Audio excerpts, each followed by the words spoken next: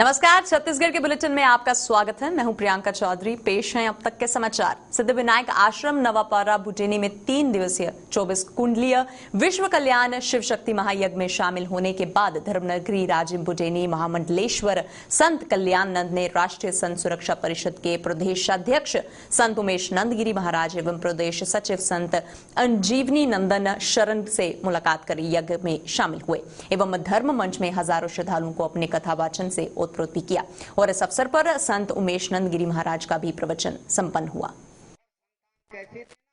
जो संस्कारों से लबालब भरी हुई हो,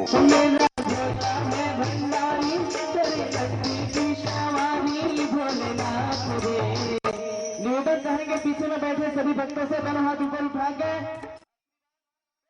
परिवार की महिला सदस्य विशाखा देवगन ने प्रदेश वार्ता में एक अपने ससुर और देवर पर गंभीर आरोप लगाए हैं। उन्होंने आरोप लगाया कि मेरे पति स्वर्गीय संतोष देवगन के हिस्से की संपत्ति मेरे 2 बच्चों को मिलनी चाहिए थी, लेकिन ससुर मुरलीधर देवगन व उनके पुत्र प्रदीप देवगन व अशोक देवगन के षड्यंत्र के कारण आज पर प्रत्यय तक मेरे बच्चों को अपने हक से वंचित रहना पड़ रहा है। मेरे परिवार की स्थिति बेहद कमजोर है। मेरे मायके पक्ष के सहयोग में से भी मेरा परिवार हाउसिंग बोर्ड कॉलोनी जगदलपुर में निर्वासित है और उक्त दिनों की अगर मैं बात करूं तो उसके इशारे पर उनके 3 नौकर 19 जनवरी को हमारी जमीन पर लगे 10 सागौन, 3 इमली व 1 नीम के पेड़ की चोरी से काट कर ले गए थे।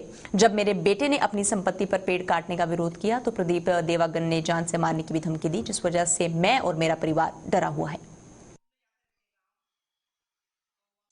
प्रदीप देवगन और मुरलीधर देव तीनों की सहमति से पेड़ काट डाले हैं, पूरा 10 पेड़ सैगोन का और इमली 2, नीम का 1। लेबर लोग 3 लेबर लोग काट रहे थे, लद रहे थे ट्रैक्टर में। हमारे पास पूरा ऑडियो वीडियो रिकॉर्डिंग है। हम लोग सडनली गए, ऐसे घूमने जाते ही रहते हैं गाँव कचौरा, तो देखे तो वहाँ पेड़ कट रहा था। फिर हम लोग पूछे नौकर लोगों को कि क्यों काट रहे हो, तो बोले अब उनका नाम लिया, अशोक देवगन बोला है। फिर उनसे बात किया ये तो बोलता है प्रदीप बोला है, प्रदीप से बात कर। फिर उससे बात किया ये फ़ोन टू फ़ोन, तो वो बोलता है कि हाँ मैं बोला हूँ अशोक को काटने, पूरा पेड़ कटेगा, तुमको जो करना है कर लो, पुलिस में रिपोर्ट लिखा दो, मैं नेतागिरी में उतरूंगा तो फिर तुम देख लेना, ये बाप दादा की संपत्ति है, ऐसा वैसा बोल के हम काटेंगे पूरा पेड़। हम लगाए हैं ये सब। कलेक्टर साहब से मिले, एसपी साहब से मिले और नायब तहसीलदार से मिले और थाना प्रभारी टीआई साहू हेमंत साहू से मिले। 2 बार 3 बार हम राउंड लगा चुके सभी ऑफिस में। वन विभाग से मिले, मैडम डीपो मैडम से, नेताम साहब मैडम और भंडारी मैडम से, तो कार्रवाई कर रहे हैं सर, लेकिन संतुष्टि नहीं है हमें। कलेक्टर के पास आप गए? कलेक्टर साहब बोले इंक्वायरी करेंगे बोले। और ये 19 तारीख की घटना है, 19 जनवरी। इस मामले में अभी तो FIR अभी तक हमारे नॉलेज में सिर्फ गाली गलौज का हुआ है। पेड़ कटाई का कोई चोरी का FIR 2 पेड़ वहाँ रखा हुआ है, सैगोन का, 1 नीम का, 1 इमली का, और 8 पेड़ वहाँ से नहीं है। आप क्या चाहते हैं? में जो जांच हो और अपराधी को उनका पनिशमेंट मिलना चाहिए। सैगोन झाड़ बहुत सारे हैं और हमारा पैतृक संपत्ति का चल रहा है कोर्ट में।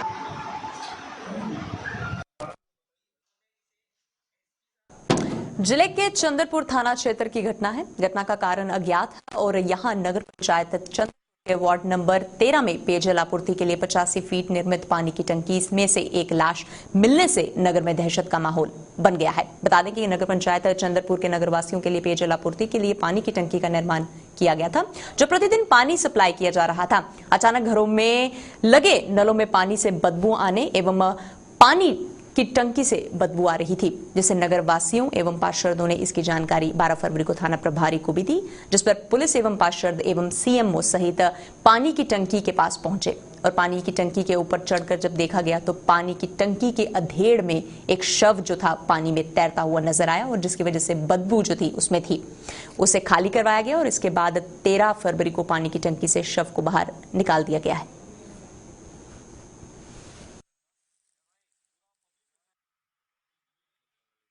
आदमी है, इसका नाम चिटर्री है, निसार है। दिनांक 8/2/2021 को घर से निकल गया था और कल जब पानी में बदबू आने लगा ग्रामीण एवं हमारे पार्षद लोग बताए कि पानी में बदबू आ रहे हैं, तो पार्षद पिंटू के द्वारा अपने आदमी को ऊपर चढ़ा के देखवाए तो पानी के टंकी के अंदर में ये आदमी 100 इसका पड़ा था, जिसे आज हमारे सीएमओ साहब हैं विश्वकर्मा जी और हमारे गणमान्य व्यक्तियों के द्वारा निकलवाया गया है। अब इसे पोस्टमार्टम के लिए भेजा जाएगा। छत्तीसगढ़ विधानसभा का बजट सत्र 22 फरवरी से शुरू होने वाला है। बजट सत्र के मद्देनजर भाजपा ने रविवार को विधायक दल की बैठक भी बुलाई थी। बैठक के दौरान विधानसभा में स्थगन और ध्यानाकर्षण के विषयों पर चर्चा भी की गई। साथ ही अलग अलग मुद्दों को लेकर सरकार को घेरने की भी चर्चा हुई। बैठक के बाद नेता प्रतिपक्ष धर्मलाल कौशिक ने मीडिया से बात करते हुए बैठक के संबंध में जानकारी भी दी। नेता प्रतिपक्ष कौशिक ने बताया है कि 22 फरवरी से शुरू होने वाला विधानसभा बजट सत्र हंगामेदार रहेगा। विपक्ष के साथ साथ सत्ता पक्ष को घेरने की भी बड़ी तैयारी कर ली गई है। प्रदेश में कानून व्यवस्था पर विपक्ष हंगामा करेगा। कानून व्यवस्था को लेकर सत्ता पक्ष को घेरने की भी तैयारी की गई है।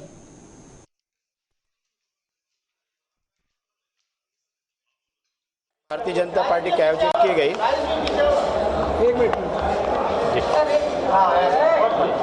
भारतीय जनता पार्टी विधायक दल की बैठक अभी रखी गई थी। मुख्य रूप से उस बैठक में हमारे प्रभारी डी पुरंदेश्वरी जी, साथ ही हमारे सह प्रभारी नितिन जी, हमारे राष्ट्रीय उपाध्यक्ष और हमारे विधायक डॉक्टर रमन सिंह जी और सभी विधायक इसमें उपस्थित रहे। मुख्य रूप से आने वाले विधानसभा सत्र, इस सत्र को लेकर के मुख्य रूप से उसमें जो चर्चा उठाई जाएगी कि क्या क्या विषय हो सकते हैं, स्थगन का क्या मामला हो सकता है, ध्यानाकर्षण का क्या हो सकता है, और इसमें मुख्य रूप से चर्चा पर विषयों पर चर्चा हुई। पिछले विधानसभा सत्र और इस सत्र के बीच में बहुत सारी घटनाएं हुई है।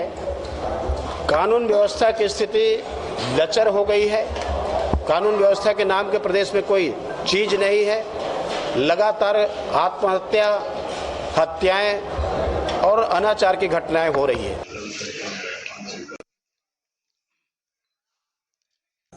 पार्टी के प्रदेश कार्यालय कुशाभाऊ ठाकरे परिसर के सभी जिलों के प्रभारी और जिलाध्यक्षों के साथ प्रदेश प्रभारी डी पुरदेश्वरी और सह प्रभारी नितिन नवीन के साथ बैठक ली गई। बैठक के बाद मीडिया से चर्चा में प्रदेश प्रभारी डी पुरदेश्वरी ने बताया कि जो कार्य योजना पहले बनी थी उसकी समीक्षा हुई है। आगामी रणनीति भी बन चुकी है। उन्होंने प्रदेश सरकार पर निशाना साधते हुए कहा है कि जिस उम्मीद से लोगों ने कांग्रेस को वोट दिया था वो उम्मीद टूटी नहीं है। सदन के बाद सड़क की लड़ाई भी सरकार के खिलाफ होगी। भाजपा के विभिन्न मोर्चों में नियुक्तियों में विवाद के मसले प्रदेश प्रभारी डी पुरदेश्वरी ने कहा कि अगर कुछ कमी है वो भी पार्टी के लिए भीतर ही बात करेंगे और उसी तरह से बात हुई है। हमारी दौरा हमेशा जब हम करते हैं संगठनात्मक तौर पे हमारी पार्टी कैसे चल रही है उस पर ध्यान देने के लिए मैं और नितिन भाई दोनों यहाँ आते हैं। और इस बार भी 2 दिन का दौरा इसी पर फोकस करते हुए हम यहाँ आए थे। जैसे हमें बूथ कमिटीज़ पे ध्यान देनी थी, हमारे मोर्चों पे ध्यान देनी थी, उन सभी पे थोड़ा समीक्षा हुई है। और आगामी कार्यक्रम क्या होना, इन पे भी थोड़ी बातचीत हुई है। और असेंबली भी शुरू होने वाली है, इसलिए मुद्दे कैसे उठाना, कौन से मुद्दे पे थोड़ा प्रायोरिटी देना, इन सब पे थोड़ा हमारी पार्टी के अंदर इस पर चर्चा हुई। And yes, I feel we are going in the right direction. तालमेल की कमी नजर आ रही है, आपसी कोऑर्डिनेशन कम दिखता है, कैसे इसको दूर करेंगे? कोई टिप्स दिया क्या आपने? नहीं, जो भी है हम अंदर बात करेंगे ना।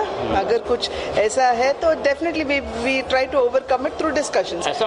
वैसा ही डिस्कशंस हुआ है। नहीं, महसूस ऐसा नहीं है। थोड़ा there may be differences of opinion यहाँ और वहाँ, तो ये डिफरेंसेस ऑफ ओपिनियंस को ओवरकम करने के लिए हमने सभी से बात की है। And we have established a mechanism. तोहर सरकार तोहर द्वार को लेकर महापौर एजाज डेबर और सभापति ने पीसी के माध्यम से जानकारी दी। उन्होंने प्रेस वार्ता में अब तक 70,369 लोगों की समस्याओं का समाधान भी किया है। महापौर में कहा गया है कि निगम के इतिहास में सबसे बड़ी तत्कालीन कार्रवाई हो रही है। शिविर के माध्यम से विकलांगों को ट्राईसाइकिल, ओपन जिम सुलभ तक बनाए गए हैं। तुहर सरकार तुहर द्वार कार्यक्रम से हम अंतिम व्यक्ति तक पहुंच रहे हैं। भाजपा तय कर ले विरोध करना है या समर्थन। हम बिना राजनीति के विकास चाहते हैं, जनता की समस्या का समाधान हो, इसलिए हम जनता के बीच जा रहे हैं। लेकिन भाजपा केवल व्यवधान कर रही है। महापौर ने कहा है कि बीजेपी को दलगत राजनीति से ऊपर उठे, कहीं समर्थन तो कहीं विरोध, बीजेपी अपना इरादा तय कर ले। आप सभी का स्वागत है और सबसे पहले मैं आप लोग से माफी भी चाहता हूं कि हम लोगों को जो हम लोगों का भवन है महात्मा गांधी सदन में हम लोग को आज करना था, मगर क्योंकि समय बहुत कम रहता है हम लोग के बीच में, इसलिए हम लोग यहीं पर प्रेस कॉन्फ्रेंस किए हैं। आज के इस प्रेस कॉन्फ्रेंस में हमारे बीच में हमारे सभापति। पुलवामा हमले का बदला हम भले ही पाकिस्तान से ले चुके हैं, लेकिन इस घटना के 2 वर्ष के बाद भी देश की राजनीति से ये सवाल जिंदा है कि आखिरकार पुलवामा हमले के पीछे कौन लोग थे। यही वजह है कि पुलवामा हमले की दूसरी बार ये सवाल उठाया गया है और ये सवाल अब भी उठाया जा रहा है छत्तीसगढ़ के मुख्यमंत्री भूपेश बघेल ने। देखिए, पेश है इसी पर रिपोर्ट।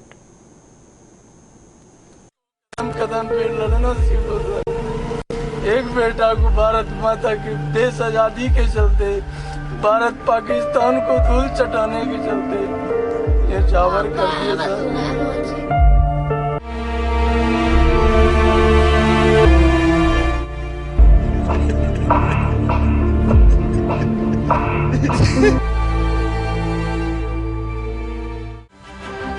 जम्मू कश्मीर में 2 साल पहले 14 फरवरी 2019 को आतंकवादी हमला हुआ, जिसमें केंद्रीय रिजर्व पुलिस यानी कि सीआरपीएफ के 40 जवान शहीद हो गए। पुलवामा हमले की दूसरी बरसी पर पूरा देश शहीद जवानों को याद कर रहा है। वहीं तमाम नेता भी शहीद जवानों को श्रद्धांजलि यहां पर अर्पित करते हुए नजर आ रहे हैं। शहीद जवानों को श्रद्धांजलि अर्पित की गई और इसी बीच मुख्यमंत्री भूपेश बघेल ने पुलवामा हमले में शहीद जवानों को श्रद्धांजलि अर्पित करते हुए केंद्र पर बैठे मोदी सरकार पर तंज कसते हुए एक बार फिर से बड़ा सवाल दाग दिया। उन्होंने ट्वीट करते हुए पूछा कि जहां परिंदा भी पर नहीं मार सकता, तो आखिरकार वहां 300 किलो RDX कैसे पहुंचा और इस संयंत्र के पीछे कौन था। जम्मू कश्मीर के पुलवामा में सेना के जवानों की शहादत हुई थी और पाकिस्तान के द्वारा रची गई साजिश में 40 से अधिक जवानों की शहादत हुई थी।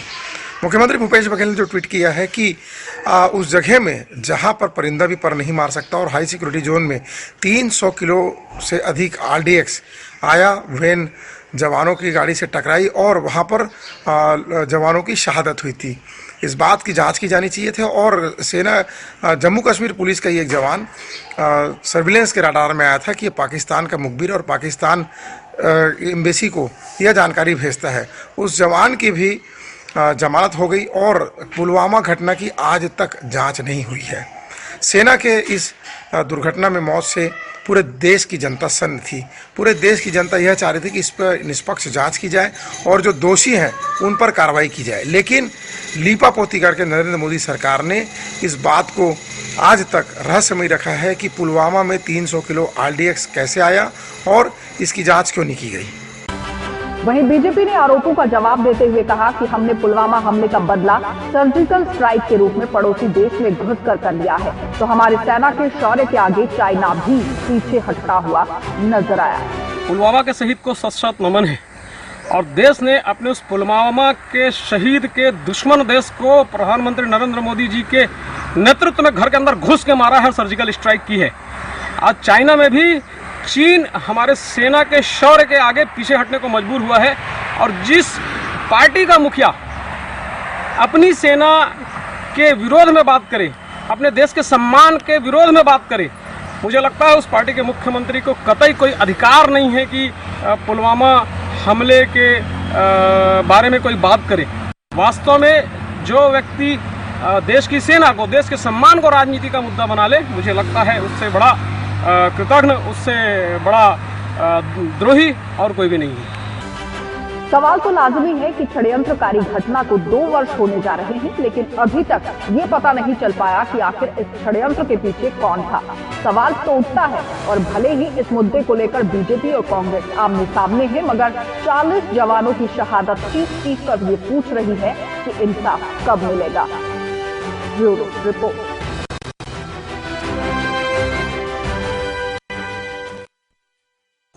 छत्तीसगढ़ के बुलेटिन में फिलहाल इतना ही। आप बने रहिए हमारे साथ। नमस्कार।